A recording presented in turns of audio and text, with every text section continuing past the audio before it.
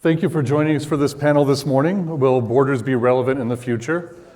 We have a really interesting discussion lined up this morning with some fantastic guests who are going to give us some deep insight. So please take a seat and we can get started. I would like to invite to the stage my three speakers, three panelists to engage with us. Very first I'd like to invite is Dubai Abulhoul. Welcome. Joshua Polchar, and Dr. Amy Hochadel. Please welcome them. Have a seat. So this is a topic that's near and dear, I think, to most of us, particularly those of us who aren't resident here in Dubai. I'd like to ask a quick question before we get started. Please raise your hand if you live and or work in a country that isn't the one of your passport. And how many of you, how many of you in the future think that you will be changing countries once again, living and working somewhere else that's not your passport? Okay, so you're in the right session. Fantastic. And you made it here and you were allowed in. This is fantastic. So if you, like me, got a golden visa in your goodie bag last night, no? Okay. Pre-COVID, clearly there was a lot of kind of action and innovation going on in the area of citizenship, of residency, of visas. Estonia, with the sort of innovation of the e-visa, e-residency, poking a hole in the firewall of a country to allow a new sort of form of access. I think now there are at least eight countries that have an e-residency program. Of course, with the misfortune of COVID, we saw, and I'll use that futurist word, unprecedented rearranging of people and place around the world, with people sort of moving where they were living, where they were working. We've seen the innovation of the digital nomad visa, and in many places around the world that has allowed people to temporarily, or perhaps in some cases long-term, live and work in other locations. And so this is a topic that will no doubt continue to see evolution, rapid evolution and innovation over the next few decades. And that's why we're here this morning to have this conversation. I'm Scott Smith, founder and managing partner of Changeist. We're a futures research and consulting group based in an indeterminate geographic location. We're a Dutch company, but we operate basically all over the world. I've been working in Foresight for about 22, 23 years and wrote a book called How to Future that the finest book signings and bookshops in Dubai carry. My panelists here who are here to join me today are from the far end to this end. Dubai Abulhoul, who is the founder and chief executive officer of Fiker Institute, an interdisciplinary foreign policy think tank based in Dubai. Dubai is also a published author and Rhodes Scholar whose research focuses on the intersection of diplomacy, global governance, and culture. So welcome. In between, we have Joshua Polchar. Josh is a strategic foresight practitioner and engagement designer at the OECD Observatory of Public Sector Innovation. With working experience in dozens of government and international organizations, he designs and delivers interventions and processes to build anticipatory capacity in a range of settings. Josh is an alumnus and former facilitator of the Oxford Scenarios program, as well as a lecturer on Disrupted Futures course at the EM Lyon Business School. So welcome, Joshua. And just to my right, Dr. Amy Hochadel is an expert in the transformation of global cities, highly relevant to this topic.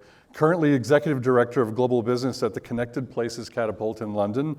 She works with local leaders, entrepreneurs, city and national governments around the world, including Gulf states, India, Africa, Latin America, and across ASEAN.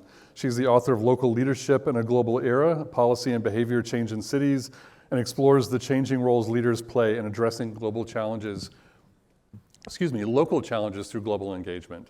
So with that, I would like to dive into this topic. And what we want to be able to do is sort of look at different sort of scope and scale of this issue, but also hopefully work our way forward in time a little bit starting with kind of where we are now, but perhaps speculate a bit more about where this topic may go. Dubai, I'd like to begin with you.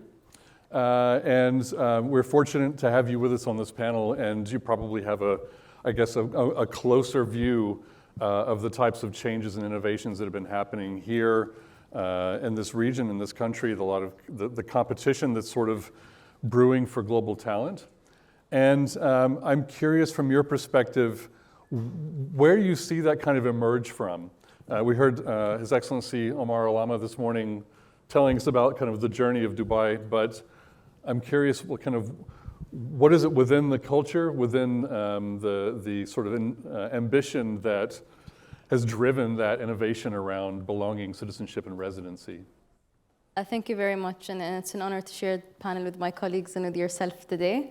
I think the nexus or the tension between ideas surrounding nationalism versus globalization are slightly not in their place. We tend to look at it through a very, I would say, rigid binary dichotomy.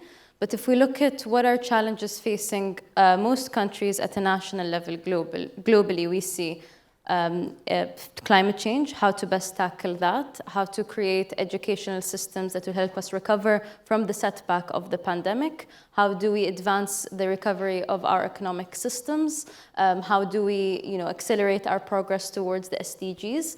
And what all of these issues have in common is actually they're not national, they're global. And in order for us to be able to tackle global challenges, what we require is global solutions. And I think the main challenge is how do we move beyond the rhetoric when it comes to that? Because we can sit all day and talk about the advantages of globalization and how it's such a bright future that we're hopefully moving towards.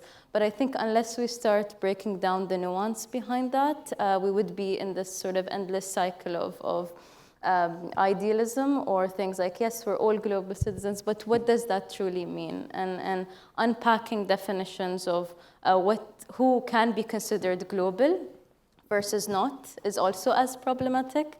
I think growing up, I fell, I wouldn't say a trap, but I've always tried to associate myself with thinking, I'm a global citizen. And when I've studied in Western contexts, for example, I faced certain resistance because subconsciously, we have associated global with being Western, instead of global actually being an inclusive term that we can share as truly global citizens. So I think I encourage a more nuanced view of definitions in order to start this debate, and I look forward to hearing what the rest of the panel's thoughts on this.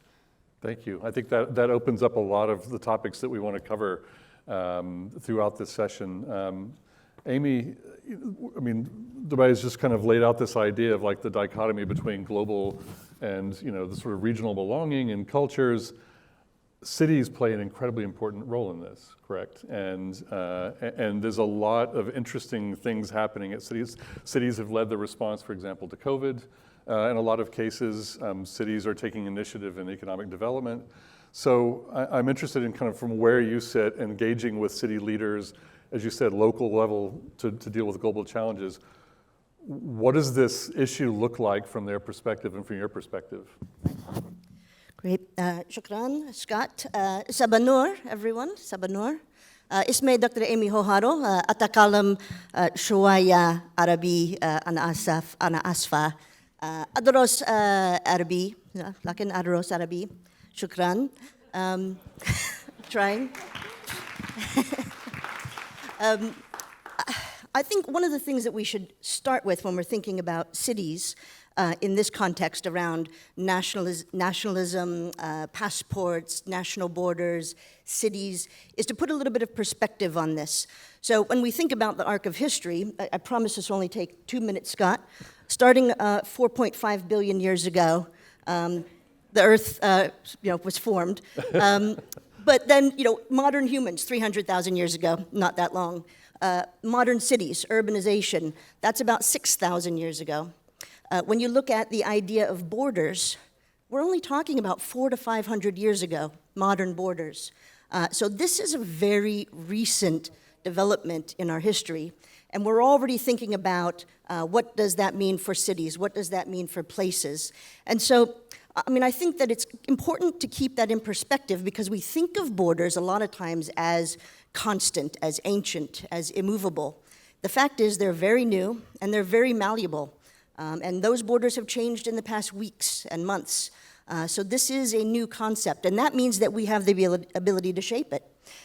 So I think that there are two pathways from here. And when I say from here, I mean this conference, really, because we're the ones that are thinking about what are the opportunities to move forward. So there's an opportunity for one pathway to be what are our next steps, kind of very near. This is what's happening. We have the pandemic. There are challenges around migration. What new rules can we put in place around our borders to accommodate that? That's kind of what we can do in the near future. But then we look a little bit further ahead, and I think there's the idea of how do we make our future? And that's really what I think we should be talking about. And when we think about it that way, then we kind of flip the conversation on its head. We're not talking about what does tech mean for going through the border at the airport. We're thinking about what's the future we want to have, and then we work backwards from there to say, okay, what is the purpose of that border? What are we trying to accomplish with that border? There's a famous architect who said, technology or innovation is the answer, but what was the question? So I think that we really, those of us here in this room, I think we have the ability to frame that question. And so that's where I think we should start when it comes to places or cities or thinking about our national borders.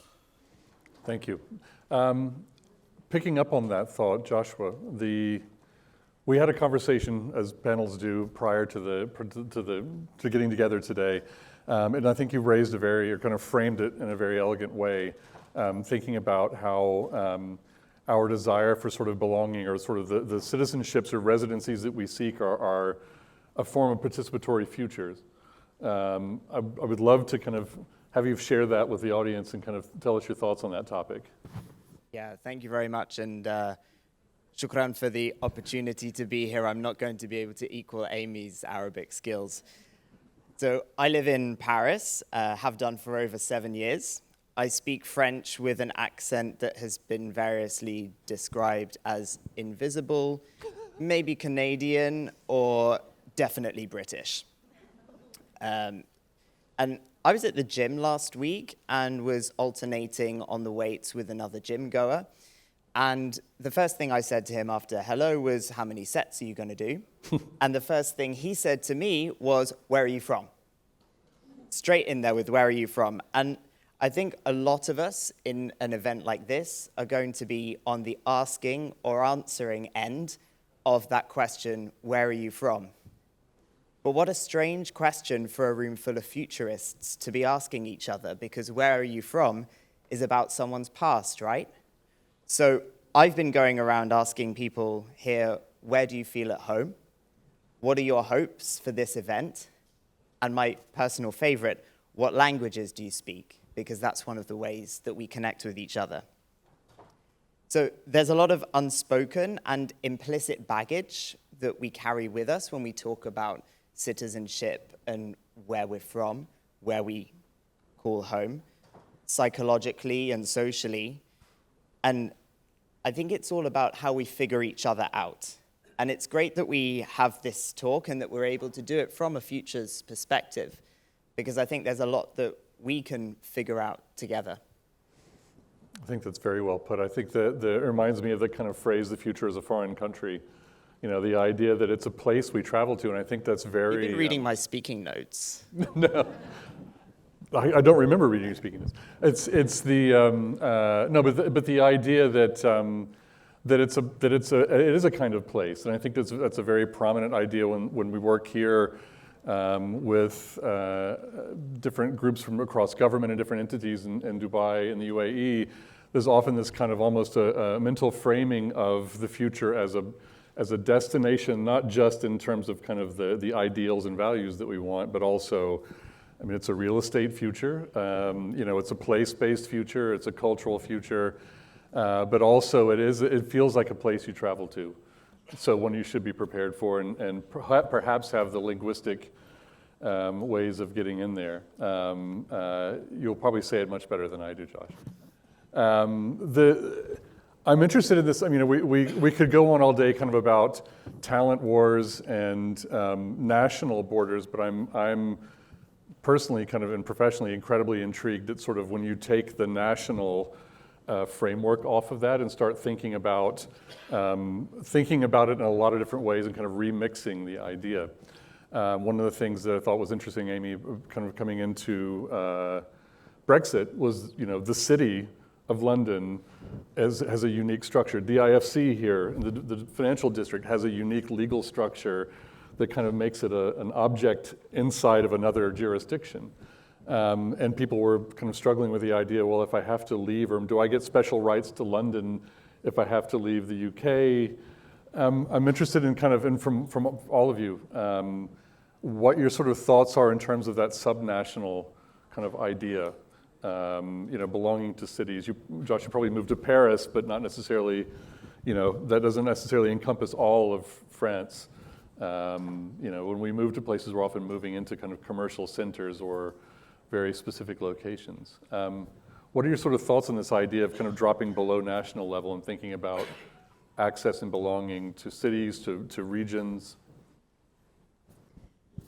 Thanks, Scott. I think it's very interesting when you bring in the question around identity into this. If you ask a New Yorker where they're from, they're not going to say the US, they're going to say, I'm a New Yorker. I say I'm a Londoner.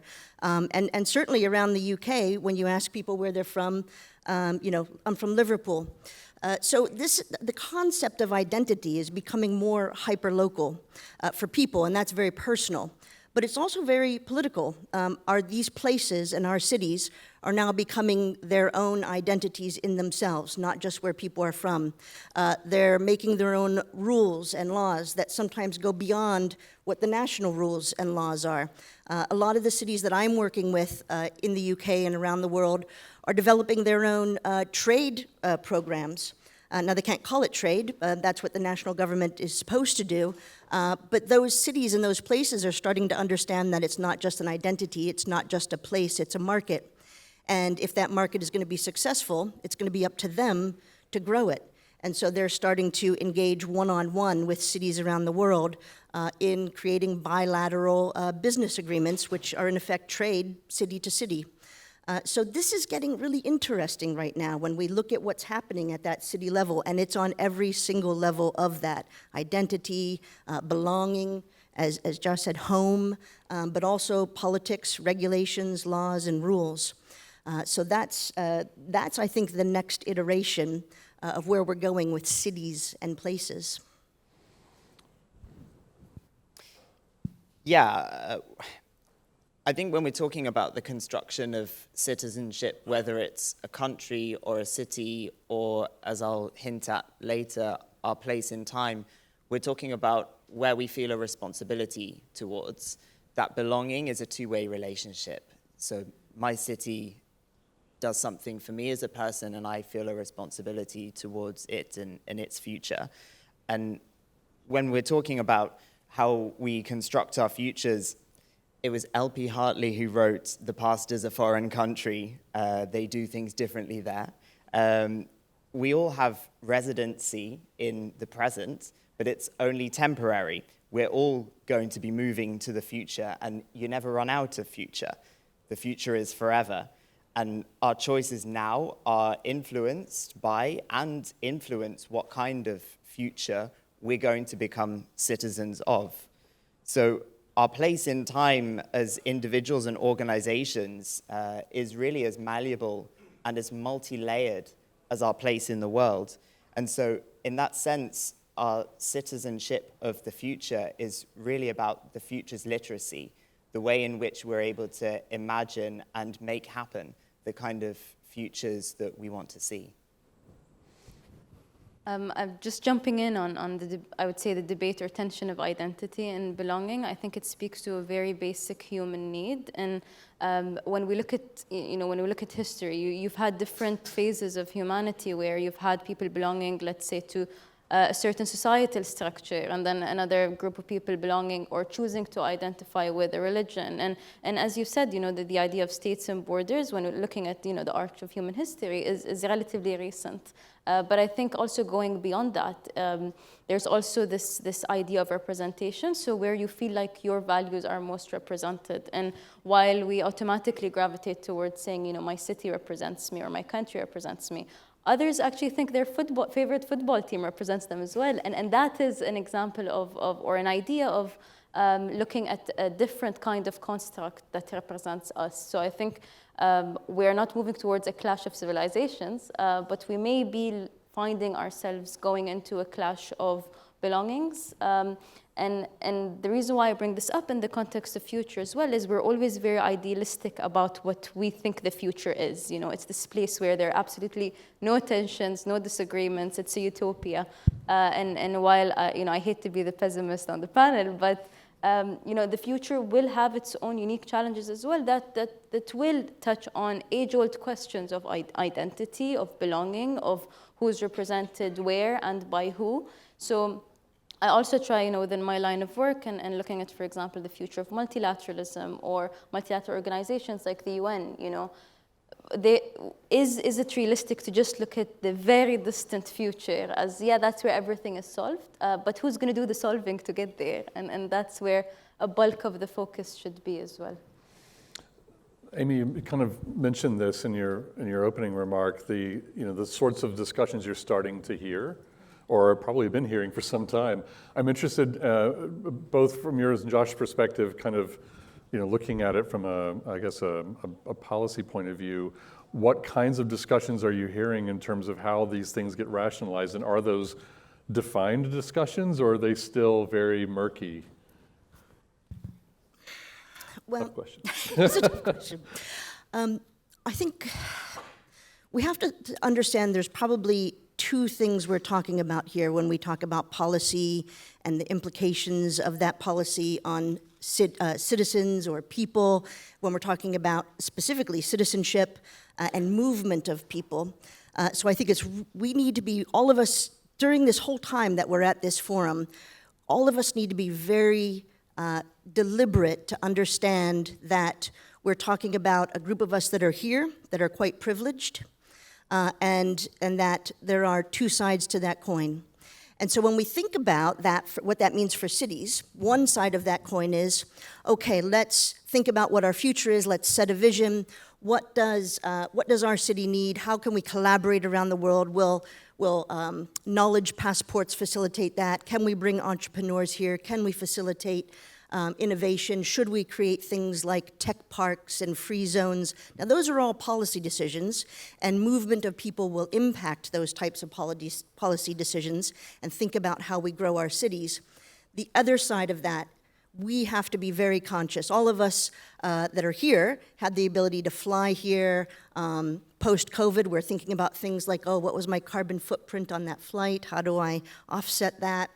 Or when we were in lockdown, all of us were quite global, right? We adapted and we went home with our big screen, computer screens, and we all bought a nice comfy chair, and we Zoomed all around the world.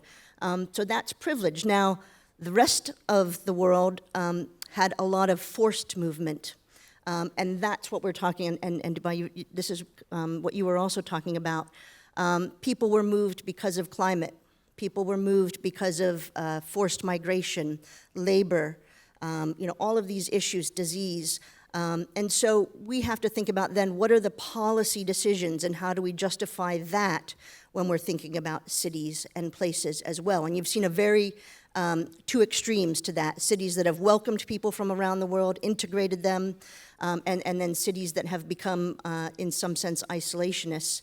And I think the important thing to remember about innovation, which is the kind of area that I focus on quite a bit, is that much of the innovation in places around the world, in the US, where I guess you can tell I have that accent as well, even though I consider myself a Londoner, in the US, 50% of all unicorn companies that have gone multi-million, 50% of them are founded by immigrants. So we need to stop, well, I won't say we need to stop, I'll frame it positively. We need to start making the connection between how can we all rise together.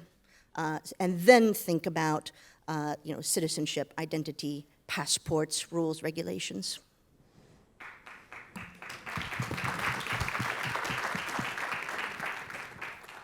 So, chiming off what Dubai said about the future sometimes being a bit of this mental space where we pour all of our hopes, but also potentially tensions.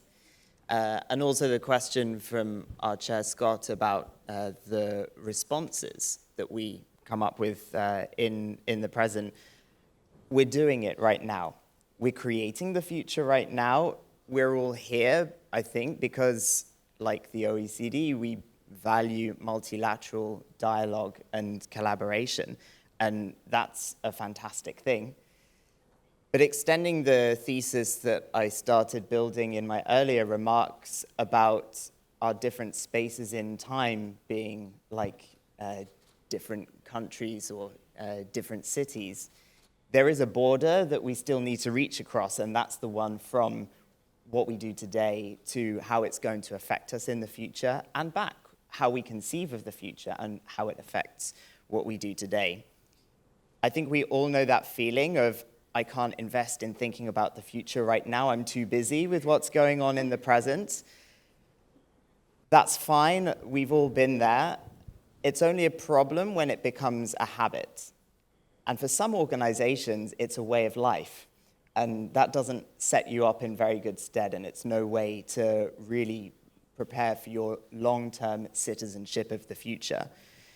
So my appeal is for individuals and organizations, and of course as the OECD, governments too, do more to consider your inevitable migration to the future, because you're going to be spending the rest of your life there.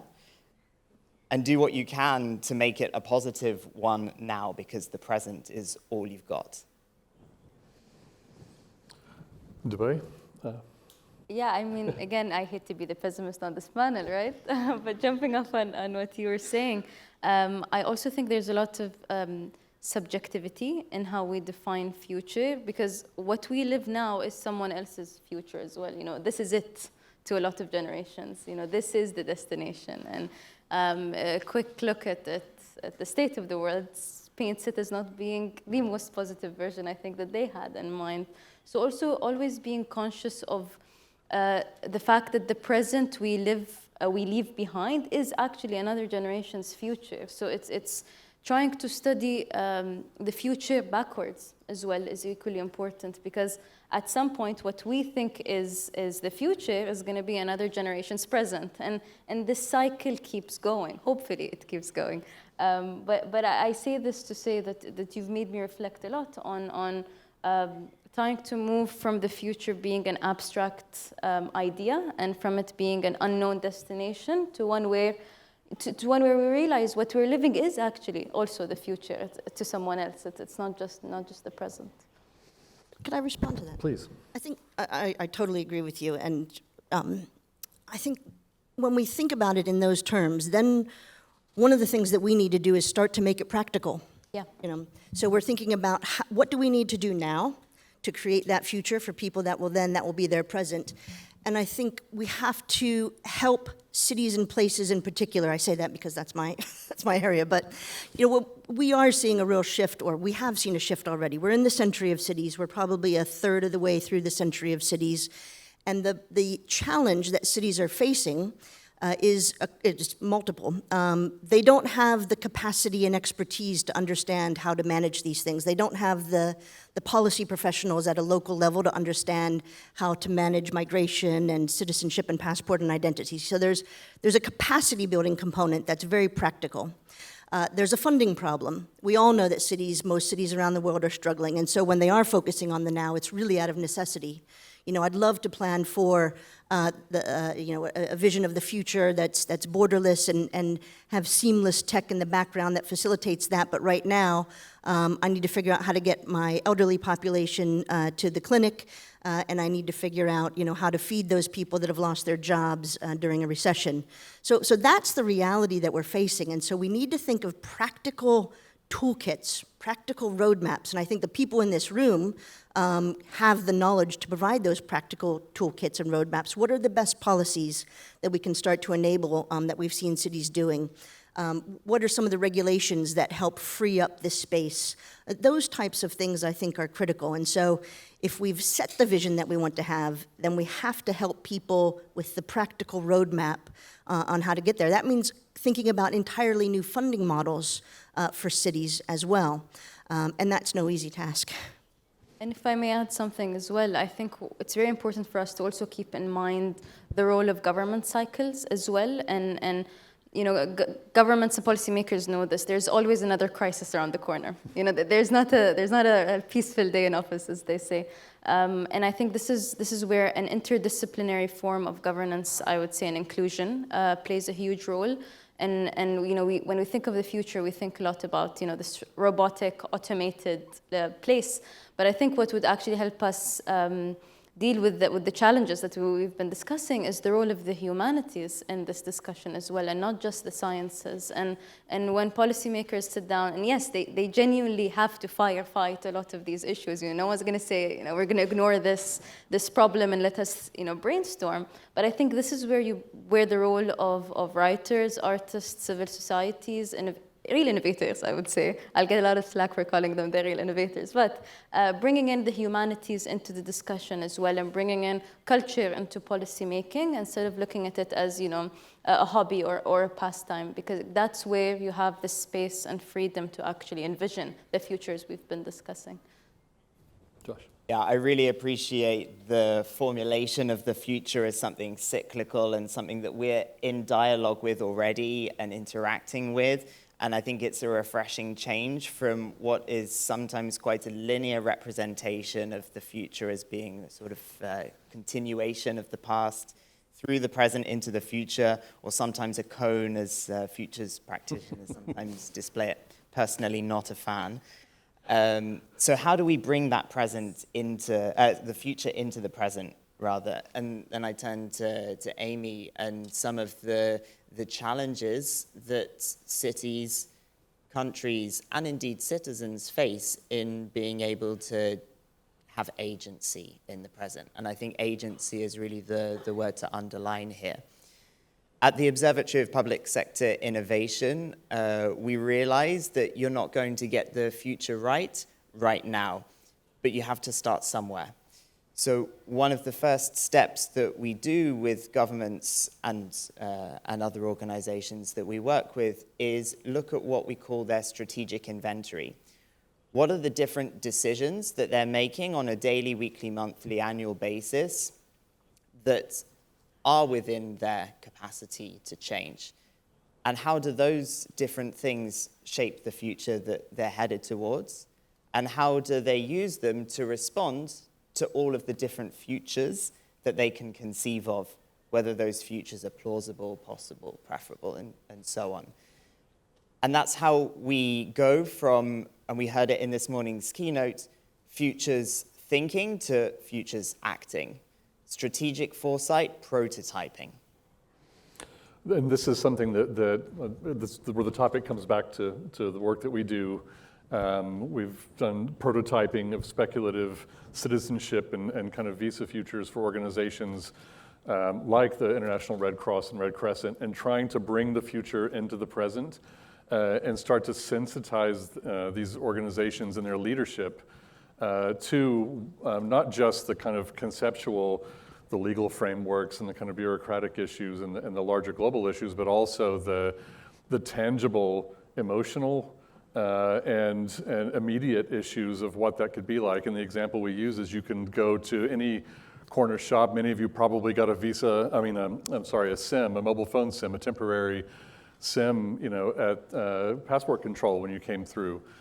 We can get those and throw them away quite easily. Why can't we do the same thing with temporary passports to enable different populations to have protections that they need in that interim space? There are always this kind of second horizon they have to transition between the crisis now and hopefully safety and belonging and connection in the future.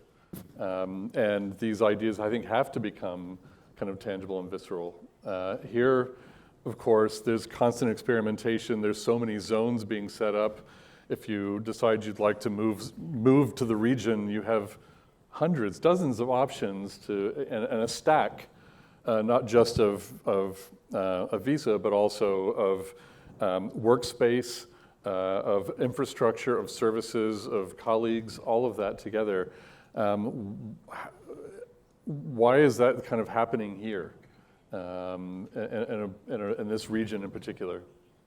I think what's happening here, and it's my personal interpretation, is this has always been, as a country, the UAE has always been open to experimental models when it comes to seeing, how to best deal not just with, national priorities, but also global issues. So I think a big aspect of it is being open to challenges instead of trying to figure out how to avoid them. And I think that malleability is very important. I think this plays into also the debate of, are governments more equipped to bilaterally solving some issues versus multilaterally because of the different kind of bureaucratic structures, et cetera, that exist in our current multilateral world order. So I think the skill set or the mindset that you have in government here is one that is actually mirrors the private sector more than it does the public sector. A lot of things are run like CEOs do, and like companies are run, but at a government scale. And I think this is quite, I think, an experimental case study to look into and see how we can scale up. In this last kind of segment of the discussion, I want to push a little bit further out because I think there are so many, as I said at the outset, kind of interesting potential models and spaces, not just physical territorial space, but other kinds of spaces, social spaces, technological spaces. I'm interested in whether you see any kind of strange new types of borders and belonging and citizenships emerging. Someone was talking about DAOs, digital or distributed autonomous organizations earlier, some groups just wanting to kind of belong to that kind of legal structure. What other kinds of structures or diasporas or movements do you see kind of emerging, let's say, over the next decade that we don't expect now? Josh? I think we already have them. We have all these multiple layers, and as more and more of our lives go online, and we've been talking more and more about metaverse over the past few days, weeks, months, we're starting to experience that even more tangibly. Whichever group of people you're with, whether it's a dinner party conversation, your family, your city, or your country, there is a set of rules, written or unwritten, that you're agreeing on. And going right back to my initial remarks, it's how we make those implicit things explicit, agree on whether those are the rules that we want to be following, and how we bring the future into the present and say, well, what are the rules that we would be following if we knew that the future mattered? And we look as well, if I can jump off on that, on digital spaces being new spaces, right? But also what we've seen with Twitter is the creation of echo chambers. So you're taking your same group or mentality just into a digital space and sort of constantly reinforcing pre-existing beliefs.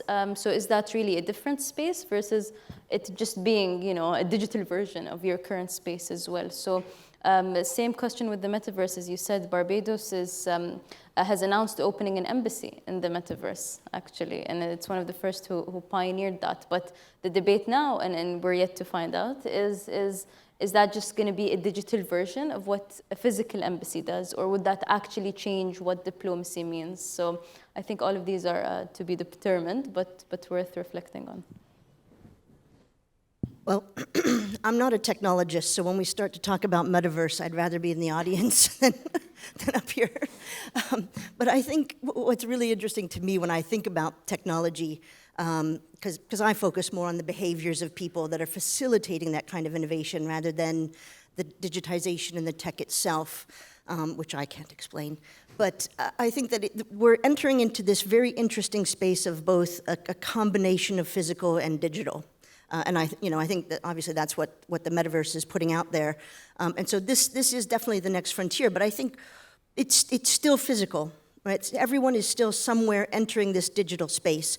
To me, the digitization of these services and these places, for whether they're cities or buildings or co-working spaces or whatever they may be, is that for most people, I think they should be seamless. They should be invisible. They should be in the background facilitating our lives, but they shouldn't be difficult. It's not a layer on top of what we're doing. It's the space that we exist in. And if we do that, then we don't lose track of the physical space, which I think is critical. And I think that that's one of the things that His Highness really understood when he was creating these spaces around Dubai. Things like Expo City. This is a physical space. It's also a digital space. There's a digital twin of that space. But if you're at Expo City Dubai, it's invisible, it's seamless, it's behind the scenes, and that's what really makes it special. And so I think we need to think about the applications of that type of technology to facilitate people's lives in cities. Unfortunately, we won't all have an Expo City Dubai, which is incredibly cool. But we think about, what does this mean for our elderly population, migrants that are coming in and need special services? Can we make that invisible? Can we make it seamless? Can we make it behind the scenes? Can we keep elderly people in their homes longer? That's seamless and invisible and behind the scenes, all because of innovation. And when we think about it in those terms, then we're opening up, and I don't have answers for this, but we're opening up a whole other area of thinking about citizenship, passports, when it comes to digitization. I like to put out more questions than answers because I don't have the answers, and then I just pretend that I just ask questions. The kind of picking up on your point, Dubai, about the embassy, I think it was Barbados you mentioned. As a last kind of quick thought, I'm curious, we've seen countries have ambassadors to obviously other countries, they have ambassadors to issues, they have special envoys to particular kinds of situations. Denmark had an ambassador to the big tech industry. Thinking about the future briefly, what kind of new ambassadorships, if we're kind of flipping this idea around, do you imagine there being in the future to an idea, to a place, to a thing? I think the first thing that comes in mind as you were talking is the idea of digital sovereignty and cyber wars, cyber warfare, cyber war crime, social media crime, disinformation wars, as they say. I think a lot of that will be increasingly hard to ignore by governments because they will turn very quickly into very real threats. And in the absence of a governing, again, I don't want to sound like a bureaucrat, but in the absence of a governing document that has the buy-in of both the tech world and the tech industry and governments as well, it will be increasingly harder to regulate. And I don't say regulate in a negative sense. I say just in terms of, what are the new norms that would govern interstate relations in the digital sphere. And these are very real, I would say, possibilities. We're not talking about 2050 here. You're talking about threats that have already started in some countries with electoral interference, for example. So we will increasingly have to sit together, whether it's governments, private sector, tech sector, to figure out what is the best and most inclusive way of governing the cyber world, basically. Thank you. Josh? So as a futurist, it would be very tempting to say ambassador to the future. But as I was thinking about it, I thought actually it should be the reverse, and it shouldn't just be one appointed person. We can all be ambassadors to the future in our present selves. And I come back to this taking action in the present thing.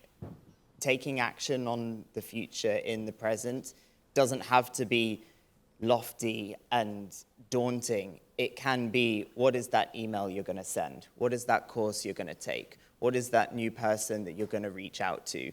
This is all ways in which we plant seeds of the future in the present and be the best representative of our future selves right now. Well put. Thank you. Amy? I think when we're talking about special ambassadors or those in the future, what will that iteration take? There's two ways we can think about this, and I started out talking about two pathways, and I think I can end with two pathways. We can either be collaborative or we can be competitive. And so when I think about cities, I work with a group of cities that are thinking about collaboration. Who can I partner with? Who can I trade with? Can we share our supply chains? Can we share our knowledge?